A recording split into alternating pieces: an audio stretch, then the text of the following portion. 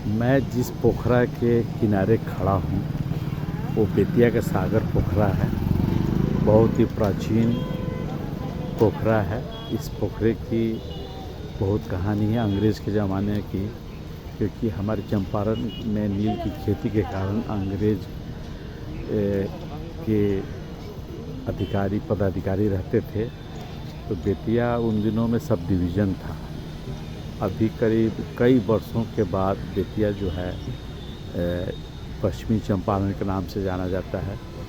देखिए नौका विहार, नौका रुक गया, लगता है फ्यूल ख़त्म हो गया, चल दिया नौका। अच्छा, उनको ट्रेनिंग दिया जा रहा है। उसमें जो एक नहीं ठीक है। और इसी पोखरा के किनारे देखिए कि और भी प्राचीन शिव मंदिर है। हमारे बेतिया निवासी पश्चिमी चंपारण के निवासी को शिव बाबा महादेव का आशीर्वाद मिला है।